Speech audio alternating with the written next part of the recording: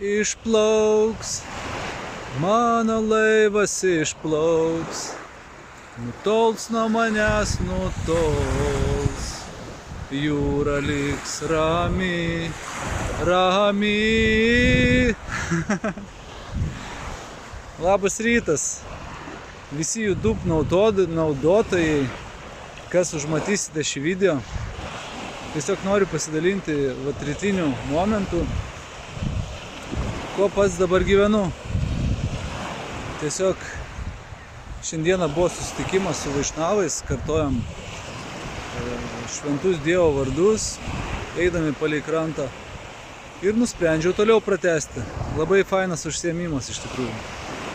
Dienai pradėti, savo protą nuraminti, psichiką susitvarkyti.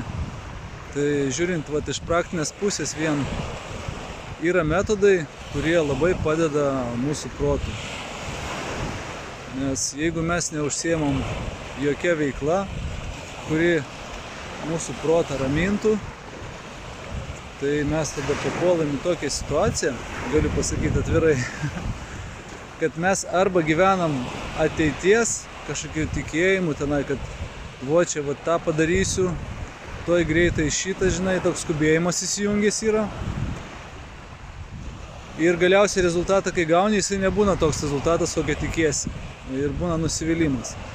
Arba patenki į tokią situaciją, kai tu galvoji, kad buvo anksčiau kažkas geriau negu dabar yra. Tai visiems rekomenduoju užsiimti meditaciją. Jų yra įvairių, bet aš asmeniškai šią naudoju meditaciją, kuri yra labai galinga, tikrai labai galinga.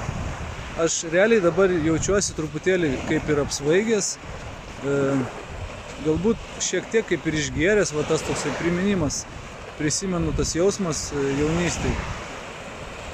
Dabar nesijaučiu senas, bet jaunystėj turiu omeny daug metų atgal. Tai o kas liečia išvadas, tokias trumpas išvadas, greitas išvadas, kas liečia cukrų ir miltus, tai galiu drąsiai pasakyti, čia yra, iš tikrųjų nuodai yra. Jau nežinau, man tas žodis gal nelabai patinka, bet ką padarysi, reikia pripažinti tiesiog. Tiesiog reikia pripažinti ir pakeisti tai natūraliais produktais ir tiek. Ir palaipsniui pamatysit, kaip jūsų organizmas, kaip žarnynas susitvarkys, kaip į tualetą eisit, kaip mintis bus geros, kokios ateis. Čia yra kosmosas.